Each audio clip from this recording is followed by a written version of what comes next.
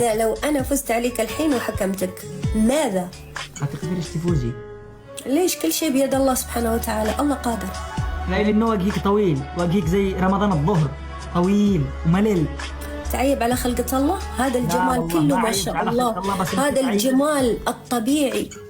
مو من جمال، أقسم بالله ما دخلك من بين المطار. قاعد تعيب على خلقة الله.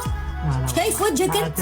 لا اعتراف، لا يصير الا ما كتبه الله. تعرف ليش مركز على وجهي وقلت وجهك طويل؟ لان اصلا انت وجهك ما شاء الله الطول. بس انا ما قلت. صح ان انا رجال، صح ان انا رجال، لكن والله ان انا اوسم مني، لان النخره حقك خارجه على الشارع. لحل لو اقل مرور بيفعل لك مخالفه على نخرتيك، لان خارجه على الخط. خارجه على الخط ليش؟ ما ادري كيف هكذا نخرتك عبر الطريق المنحدره. وانت على المطبات لما تشربي شاهي، لما تشربي الكوب الشاهي نخرتك تغطس داخل الشاي، لأنه كبير نخرتك ما شاء الله. منخري هذا كبير خشمش، بدل ما يقول يا زين. عندك القدرة الكاملة، عندك القدرة الكاملة وبكل قواك العقلية تبعدي انني ايش؟ ان انت تبعدي الفلتر. لما طلعتش تشبهي عبد الله سعيد صاحب الحلاوة اللي بتعز، التلفون هذا يقرح.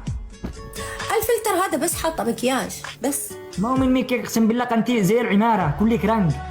والله العظيم والله شايفيني وعارفيني، كلهم عارفيني وشايفيني. هذا الفلتر لاني انا في ام الخير المرأة العجوز ما حط مكياج، هذا في شوية مكياج، في كحل. انت ما انتش ام الخير، انت ما انتش ام الخير. اما اسمع يا عري، يا عري الجميل جميل، لما تحط الفلتر تزداد جمال لانك اوريدي الاساس جميل.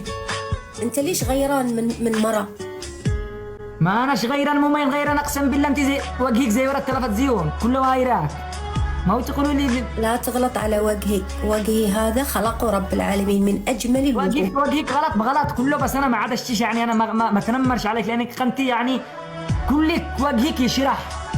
انا ضحى لما اشرح لواحد قصه اليمن ومآسي اليمن، اقول له شوف وجه ام الخير نفسه، كله مطبات، كله حفار، كله ازمات.